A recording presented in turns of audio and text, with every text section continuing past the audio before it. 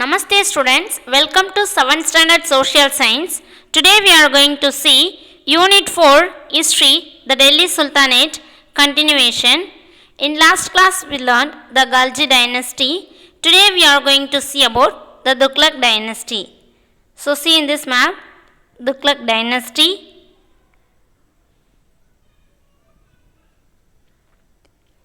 Tughlaq dynasty 1322 1414. Here given the Tughlaq dynasty 1322-1324. This period ruled by Ghiyasuddin Tughlaq. Who was Ghiyasuddin Tughlaq? The founder of the Tughlaq dynasty was Ghiyasuddin Tughlaq. So one of the major tasks of Ghiyasuddin as the Sultan was to recover the territories that the Sultanate had lost during the turmoil following the death of Alauddin. So after the death of Alauddin, the Ghiyasuddin want to recover the territories. That is the major challenge for Ghiyasuddin. Alauddin இறந்ததுக்கு அப்புறம் அவர் loss பண்ண places எல்லாம் அவருடைய territories எல்லாம் recover பண்ணுறது தான் ஒரு பெரிய சவாலாக இருந்திருக்கு கியாசுதீன் துக்ளக். இப்போ நம்ம பார்க்க போகிறதெல்லாம் கியாசுதீன் துக்ளக் அவரை பற்றி தான் பார்க்க போகிறோம். Ghiyasuddin Tughlaq sent his son Juna Khan to fight against Warangal. Juna Khan defeated Prataparudra of the Warangal and returned with rich booty. With this looted wealth, Ghiyasuddin is said to have laid the foundation of city Tughlaqabad.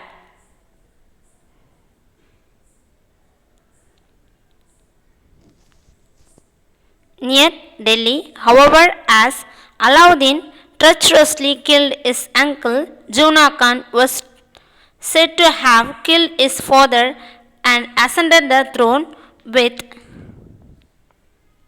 the title Muhammad bin Tughlaq in 1325.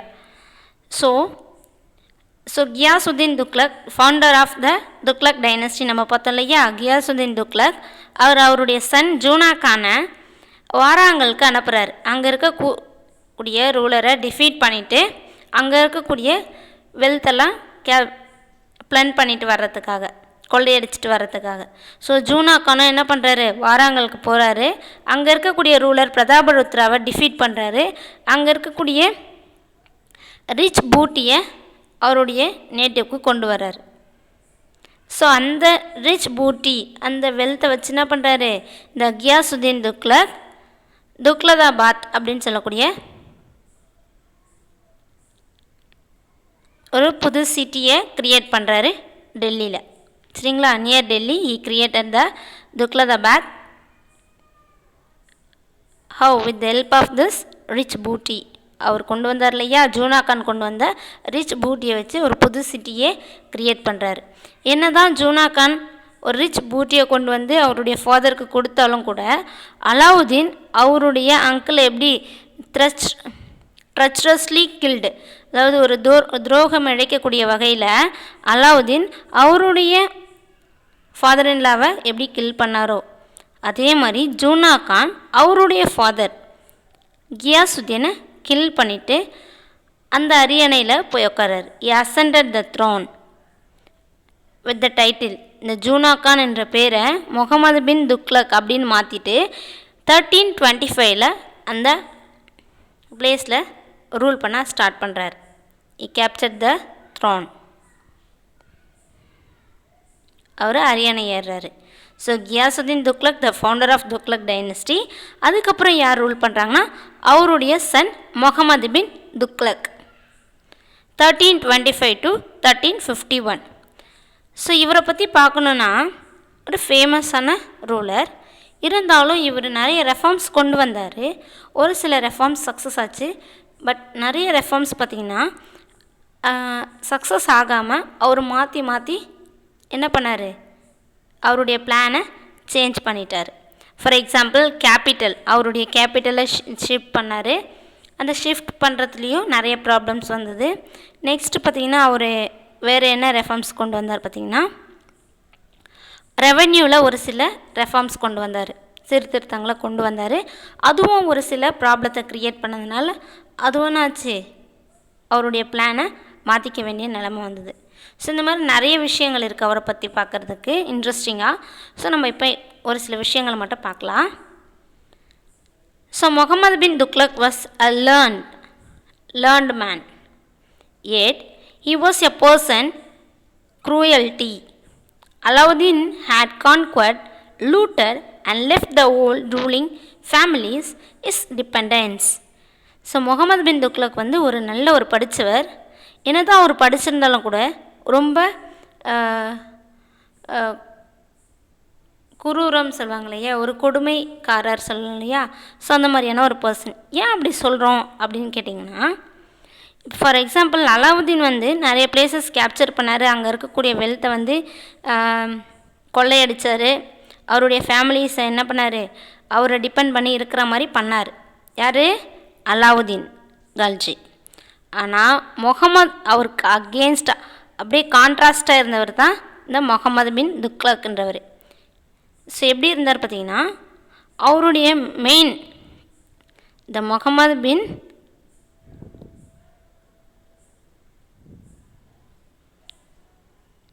Tughlaq dreamed making the whole of the subcontinent is dominant. இந்த whole சப்கான்டினென்ட்டே அவருடைய கைக்குள்ளே இருக்கணும் அப்படின்ற மாதிரியான ஒரு எண்ணம் படைத்தவர் தான் இந்த Mohammed bin Tughlaq.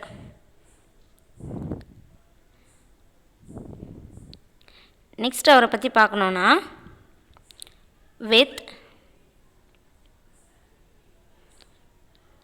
with the view to facilitating extended sovereignty, he shifted his capital from Delhi to center of the kingdom, namely Devagiri. He also changed its name to Daulatabad. So அதாவது இவருடைய கேபிட்டல் ரொம்ப சென்டரான பிளேஸ்க்கு கொண்டு வரணும், அப்போ தான் எல்லா ஹோல் சப்கான்டினெண்ட்டும் நம்மளால் வியூ பண்ண முடியும் அப்படின்றதுனால இவர் என்ன பண்ணுறாரு, இவருடைய கேபிட்டல் டெல்லியிலேருந்து தேவகிரிக்கு ஷிஃப்ட் பண்ணுறாரு. ஒரு கேபிட்டலை ஷிஃப்ட் பண்ணோம்னா அதில் எவ்வளோ ப்ராப்ளம்ஸ் இருக்கும் அப்படின்னு அவருக்கு தெரியாமல் என்ன பண்ணிட்டாரு, ஷிஃப்ட் பண்ணிட்டார்.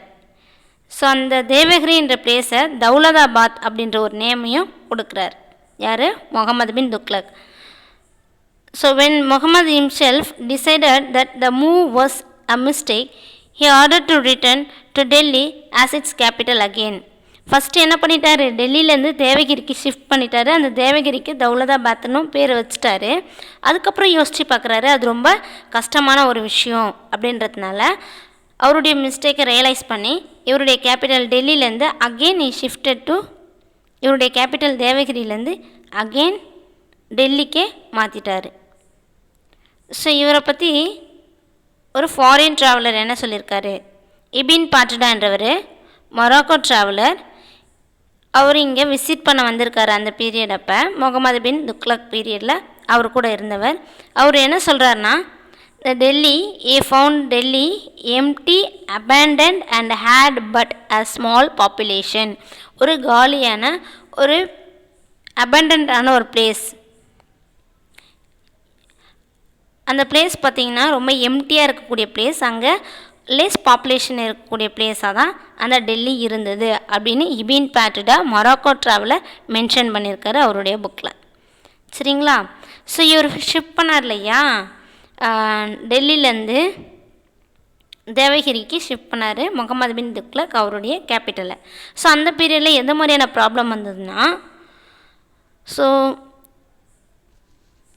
தௌலதாபாத் ரீச் பண்ணணும்னா, டெல்லியிலேருந்து தௌலதாபாத் ரீச் பண்ணணும்னா எவ்வளோ நாள் ஆகும்னா 40 days ஆகுமா, நடந்து போனால் 40 days ஆகுமா. அதனால் நிறைய பீப்புள் ஷிஃப்ட் ஆனாங்க.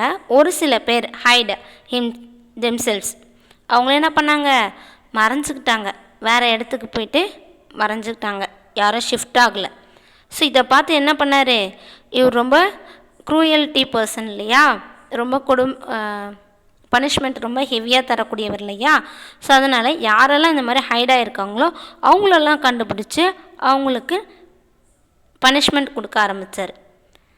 ஸோ நிறைய பேர் பனிஷ்மெண்ட் வாங்கினாங்க. So though one was a blind man and another was a paralytic. இதில் பிளைண்ட் பர்சனும் இருந்திருக்காங்க, அவருடைய பனிஷ்மெண்ட்டை வாங்கினதில் பிளைண்ட் பர்சனாகவும் இருந்திருக்காங்க. பேரலைட்டிக்னா ஸ்ட்ரோக் வந்த பக்கவாதம் வந்திருப்பாங்க இல்லையா, அந்த மாதிரி ஆட்களும் இருந்திருக்காங்க. அவங்களையும் அவர் விட்டு வைக்கல, அவங்களையும் என்ன பண்ணியிருக்காரு, பனிஷ்மெண்ட் கொடுத்துருக்காரு. ஸோ இதுலேருந்தே நம்ம தெரிஞ்சுக்கலாம் முகமது பின் துக்ளக்ன்றவர் எப்படிப்பட்ட ஒரு பர்சனாக இருந்திருக்காருன்னு. Describing the city as spreading over 8 or 10 miles, a historian observed. இந்த சிட்டி பார்த்திங்கன்னா 8 or 10 miles வந்து சரௌண்டிங் ஏரியாவை சுற்றி இருக்கும். இந்த தௌலதாபாத்னு சொல்லக்கூடிய இடம். இந்த ஹோல் பிளேஸ் எப்படி இருந்தது அப்படின்னு சொல்லிட்டு ஒரு ஹிஸ்டாரியன் சொல்கிறாரு. All was destroyed. So complete was the ruin that not a cat or dog was left among the buildings of the city, in its palaces or nor in suburbs. அதாவது அந்த தௌலதாபாத் சொல்லக்கூடிய இடம் ஹோல் பிளேஸ் எப்படி இருக்குன்னா ஃபுல்லாக destroy ஆகிடுச்சு. அங்கே இருக்கக்கூடிய பில்டிங்ஸ்லேயும் சரி, பேலஸ்லேயும் சரி, ஒரு ஈவன் இந்த கேட் டாக் கூட விடாமல் எல்லாமே என்ன ஆச்சு, டெஸ்ட்ராய் ஆச்சு அப்படின்னு சொல்லிட்டு ஒரு ஹிஸ்டோரியன் மென்ஷன் பண்ணியிருக்கார். சரிங்களா? நெக்ஸ்ட்டு இப்போ நம்ம பார்த்தது அவருடைய கேபிட்டலை ஷிஃப்ட் பண்ணதில் அவருக்கு ஏற்பட்ட என்னென்ன ப்ராப்ளம் சொல்லிட்டு பார்த்தோம். Next we are going to see about the revenue reform of Muhammad bin Tughlaq. அதில் என்ன ரெஃபார்ம் பண்ணியிருக்காரு மிஸ்?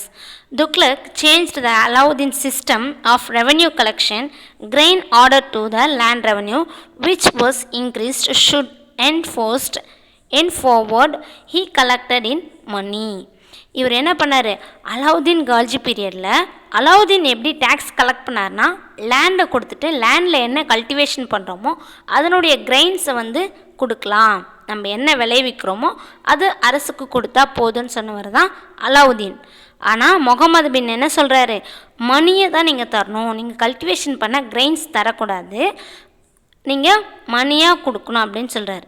ஸோ அந்த டைமில் எப்படி இருக்கும், ஃபார்மர்ஸ்க்கு ரொம்ப கஷ்டமாக இருக்கும் இல்லையா. ஸோ அந்த டைமில் நிறைய ஃபெமைன், பஞ்சம் ஏற்பட்டது. ஸோ நிறைய பேர்கிட்ட அந்த காயின்ஸ், சில்வர் காயின்ஸ் இதெல்லாம் இல்லாமல் இருந்தது, ஸ்டாக் இல்லாமல் இருந்தது. காயின்ஸு, சில்வர் காயின்ஸ் இதெல்லாம் தேவையான அளவுக்கு இல்லை, மின் பண்ணுற அளவுக்கு தேவையான அளவுக்கு இல்லைன்றதுனால முகமது பின் துக்ளக் என்ன பண்ணுறாரு, டோக்கன் கரன்சி இஷ்யூ பண்ணுறாரு, காப்பர் காயின்ஸை இஷ்யூ பண்ணுறாரு. அதனால என்னாச்சு, நிறைய மக்கள் கவுண்டர்ஃபிட்டிங்னா என்ன அர்த்தம் அப்படின்னா கள்ள நோட்டுக்களை உருவாக்க ஆரம்பித்தாங்க. மக்கள் என்ன பண்ணாங்க, இந்த காப்பர் காயின்ஸை அவங்களே மின் பண்ண ஆரம்பித்தாங்க. ஸோ இதனால் என்னாச்சு, ரெவன்யூ சிஸ்டமே கொலாப்ஸ் ஆக ஆரம்பிச்சது. ஸோ ஃபாரின் மர்ச்சன்ட்ஸ் எல்லாம் பிஸ்னஸை ஸ்டாப் பண்ணதுனால ட்ரேடும் ரொம்ப சஃபர் ஆக ஆரம்பிச்சது. ஸோ இது மாதிரியான ப்ராப்ளம் எல்லாம் முகமது பின் துக்ளக் ஃபேஸ் பண்ண வேண்டியதாக இருந்தது. ஸோ இந்த கவுண்டர்ஃபிட்டிங், இந்த கள்ள நோட்டுகளை எப்படியாச்சும் தடுக்கணுன்றதுக்காக இவர் என்ன பண்ணுறாரு, இவர் இஷ்யூ பண்ண அந்த டோக்கன் கரன்சி காப்பர் காயின்ஸை ஸ்டாப் பண்ணிவிட்டு அதுக்கு பதில் கோல்டு சில்வர் காயின்ஸை இஷ்யூ பண்ண ஆரம்பிக்கிறார். கோல்டு சில்வர் காயின்ஸ் என்ன பண்ணுறாரு, இஷ்யூ பண்ண ஆரம்பிக்கிறார். இதனால் என்ன ஆகும், நிறைய ப்ராப்ளம்ஸ், மணி ப்ராப்ளம்ஸ் வர ஆரம்பிச்சது. So this move led to the state become the bankrupt, திவாலாக ஆரம்பிச்சது. So Tughlaq increase the land tax in the Doab region. Doab ரீஜியனில் பார்த்திங்கன்னா இவர் லேண்ட் டேக்ஸை அதிகமாக்குனார். ஸோ அங்கே இருக்கக்கூடிய ஃபார்மர்ஸ் எல்லாம் எப்படி இருப்பாங்க, ரொம்ப கஷ்டப்படுவாங்க இல்லையா. ஸோ அதனால் அங்கே இருக்கக்கூடிய ஃபார்மர்ஸ் என்ன பண்ணாங்க, இவர் லேண்ட் டேக்ஸ் இன்க்ரீஸ் பண்ணதுனால அங்கே இருக்கக்கூடிய ஃபார்மர்ஸ் என்ன பண்ணாங்க, which triggered peasants revolt. Triggered means stimulated. So ஒரு லேண்ட் டேக்ஸ் இன்க்ரீஸ் பண்ணது நிறைய பீசன்ஸ், ஃபார்மர்ஸ் வந்து புரட்சிகளில் ஈடுபட ஒரு காரணமாக இருந்தது அப்படின்னு சொல்கிறாங்க. ஸோ அவங்களையும் என்ன பண்ணல இவர், the revolt was cruelly dealt with the peasants' abandoned cultivation, which resulted in the outbreak of the frequent famines. இந்த புரட்சினால் நிறைய பீப்புள்ஸ் என்ன பண்ணாங்க, கல்டிவேஷனை ஸ்டாப் பண்ணிட்டாங்க, கல்டிவேஷன் பண்ணல, பனிஷ்மெண்ட்ஸ் ரொம்ப ஹெவியாச்சு, அதனால் பீசன்ஸ் யாருமே கல்டிவேஷன் பண்ண போகல, இதனால் ஃப்ரீக்வெண்ட்டாக ஃபெமைன் ஏற்பட்டுச்சு அந்த இடத்துல அப்படின்னு சொல்கிறாங்க. நெக்ஸ்ட்டு ஸோ அவர் இஷ்யூ பண்ண coin of Muhammad bin Tughlaq. Next Tughlaq ruled as the sultan for 25 years. During his long reign he had to face many revolts for the provisional governors. இவர் 25 years ரூல் பண்ணார். அவர் ரூல் பண்ண அந்த பீரியடில் நிறைய ப்ரொவிஷ்னல் கவர்னர்ஸ் இவருக்கு ப்ராப்ளத்தை கொடுக்க ஆரம்பித்தாங்க. சரௌண்டிங் ஏரியாஸில் என்ன பண்ணாங்க, நிறைய ப்ராப்ளம்ஸ் ஃபேஸ் பண்ண வேண்டியது இருந்தது. The governor of Awadh, Multan, Sindh revolt and declare themselves independent. So Awadh, Multan, சிந்துன்ற பிளேஸில் இருக்கக்கூடிய கவர்னர்ஸ் எல்லாம் என்ன பண்ணாங்க, இவருக்கு அகேன்ஸ்டாக ஃபைட் பண்ண ஆரம்பித்தாங்க. they himself declared as independent rulers. அவங்கள சுதந்திர நாடுகளாக அறிவிச்சுக்கிட்டாங்க. சதர்ன் ஸ்டேட்டில் இருக்கக்கூடிய பிளேஸ்லேயும் என்ன பண்ணுறாங்க, நியூ ஸ்டேட்ஸ் கிரியேட் ஆக ஆரம்பிச்சது. New Daulatabad and the conquer territories around them were declared independent. Sultanate called Bahmani. So Bahmani ruler, its founder after whom it was named was a soldier formerly in Tughlaq service. So Tughlaq டைனஸ்டியில் ஒரு service மேனாக இருந்தவர் தான், படை வீரராக இருந்தவர் தான் பாமினி. அவர் என்ன பண்ணுறாரு, தௌலதாபாத் அதை சுற்றி இருக்கக்கூடிய பிளேஸஸ் எல்லாம் கேப்சர் பண்ணி இண்டிபெண்ட் சுல்தானாக க்ரியேட் பண்ணுறாரு. ஸோ அது மூலிமா உருவானது தான் இந்த பாமினி கிங்டம்ன்றது. So Madurai also proclaimed a separate sultanate in 1334. மதுரையும் ஒரு தனி அரசாக உருவாக ஆரம்பிச்சது. Bengal became independent in 1346. Tughlaq died on 23rd March 1351. So இந்த மாதிரி அவுத், முல்தான், சிந்த், தௌலதாபாத், மதுரை இந்த மாதிரி நிறைய பிளேசஸ் இண்டிபெண்ட் கிங்டமாக, இண்டிபெண்டன்ட் சுல்தானாக உருவாக ஆரம்பிச்சிது, சுதந்திர அரசுகளாக உருவாச்சு. ஃபைனலில் பார்த்திங்கன்னா when the Tughlaq was died 23rd March 1351. After that we are going to see about Firoz Shah Tughlaq 1351 to 1388. இந்த Firoz Shah Tughlaqன்றவர் பார்த்திங்கன்னா ஸோ அவருடைய தோம், Firoz Shah Tughlaqுடைய தோம் இது கல்லறை. ஸோ Firoz Shah Tughlaq பற்றி பார்க்கலாம். Who was Firoz Shah Tughlaq? Ghiyasuddin துக்ளக்குடைய யங்கர் பிரதருடைய சன் தான் இந்த Firoz Shah Tughlaq. After the death of Muhammad bin Tughlaq, he ascended the throne. Ghiyasuddin துக்ளக்குடைய யங்கர் பிரதருடைய son Firoz Shah Muhammad bin Tughlaq அடுத்து ரூல் பண்ணவர். இவருக்கு எந்த ஒரு ரிவால்ட்டையும் சப்ரஸ் பண்ணணும், நிறைய பிளேசஸ் கேப்சர் பண்ணணும் அப்படின்ற ஒரு எந்த ஒரு ஆசையும் கிடையாது இவருக்கு. He could not neither suppress the revolt nor win back to provinces. இவர் என்ன லாஸ் பண்ணாரோ அந்த பிளேஸஸ் எல்லாம் இவர் திரும்ப வாங்கணுன்ற ஒரு இன்ட்ரெஸ்ட் அவருக்கு கிடையாது. சதர்ன் பிளேஸில் இருக்கக்கூடிய பிளேஸஸ் எல்லாம் ரீகான்குவரிங் பண்ணணுன்ற ஆசையும் அவருக்கு கிடையாது. So even the Bahmani prince என்ன பண்ணுறாரு, டெக்கான் ப்ராப்ளத்தை கிளியர் பண்ணுறதுக்காக ஒரு இன்விடேஷனை சென்ட் பண்ணுறாரு. The Bahmani prince to intervenes in the affairs of the Deccan ப்ராப்ளத்தை கிளியர் பண்ணுறதுக்காக பாமினி பிரின்ஸ் இன்விடேஷன் அனுப்புகிறாரு. ஆனால் அதையும் என்ன பண்ணுறாரு, இந்த Firoz Shah ரெஃப்யூஸ் பண்ணுறாரு, மறுத்துடுறாரு. சரிங்களா? ஸோ அப்படிப்பட்ட Firoz Shah Tughlaq எப்படிப்பட்டவர் அப்படி சொல்லிட்டு பார்த்தீங்கன்னா, he rewarded the Sufis and other religious leaders generously and listened their advice. நிறைய ரிலீஜியஸ் லீடர்ஸ் இருப்பாங்க இல்லையா, ஸோ அவங்களுடைய வார்த்தைகளை கேட்டு அவங்களுடைய அட்வைஸ் படி நடந்துட்டார். He also created the charities to aid poor Muslims and built colleges, mosques and hospital. He adopted many humanitarian measures. He banned the inhuman punishments and abolished taxes not recognized by Muslim law. So the Firoz Shahன்றவர் poor முஸ்லீம்ஸ்க்கு நிறைய பொருள்கள் உதவி செய்கிறாரு. நிறைய colleges, mask, hospital build பண்ணுறாரு. நிறைய humanitarian மனிதத்தன்மை வாய்ந்த நிறைய விஷயங்களை செய்கிறாரு. லேண்ட் டேக்ஸஸ் எல்லாம் கலெக்ட் பண்ணாங்க இல்லையா, அதெல்லாமே இவர் என்ன பண்ணுறாரு, அபாலிஷ் பண்ணிட்டாரு. So Firoz Shah Tughlaq a great person. He did many things for the people, welfare of the people.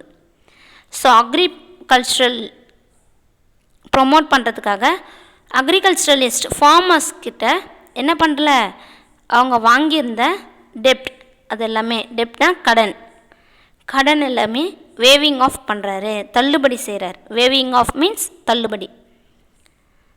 So he built many canals for the irrigations, கல்டிவேஷனுக்காக இவர் நிறைய கேனல்ஸை பில்ட் பண்ணுறாரு. 1200 நியூ கார்டன்ஸை க்ரியேட் பண்ணுறாரு. ஆல்ரெடி 30 ஓல்டு கார்டன்ஸ் வந்து அலாவுதீன் கால்ஜி பீரியடில் இருந்தது, அது எல்லாமே ரீஸ்டோர் பண்ணார், புதுப்பிச்சார். இதெல்லாம் பண்ணவர் யார், Firoz Shah Tughlaq. He built new towns such as Firozabad, Jaunpur, Izar and Firozpur. Firozabad, Jaunpur, Izar, Firozpur, இந்த மாதிரியான பிளேசஸ், சிட்டி, நியூ டவுன்ஸ் எல்லாம் க்ரியேட் பண்ணார். Next, so from this information you know very well about that Firoz Shah Tughlaq was a very good person, very good human being, we know very well. Despite adopting a peaceful approach and taking efforts to organize the sultanate well, he had to spend his last days in unhappiness. என்னதான் இவர் நல்லா பீஸ்ஃபுல்லாக இருந்தாலும், இவருடைய approach ஃபுல்லாகவுமே பீஸ்ஃபுல்லாக இருந்தாலும் கூட இவருடைய லாஸ்ட் டேஸ் அன்ஹாப்பியாக இருந்தது. என்ன காரணம்னா, இவருடைய son Muhammad Khan revolted against him Firoz Shah and died in September 1388 at the age of 83. Firoz Shah என்ன தான் பீஸ்ஃபுல்லான பர்சனாக இருந்தாலும் அவருடைய சன் முகமது கானே அவரை ரிவால்ட் பண்ணார். ரிவால்ட் மீன்ஸ் புரட்சி. Fought against is father. So after that what happened? Firoz Shah died in September 1388. அப்போ அவருக்கு ஏஜ் என்ன, 83. Okay, today we learned about that Tughlaq dynasty. So in that one important, the Taimur invasion 1398 will be there. We can see in that next class. Okay, that is one of the 5 mark question we can see in that next class. Thank you so much.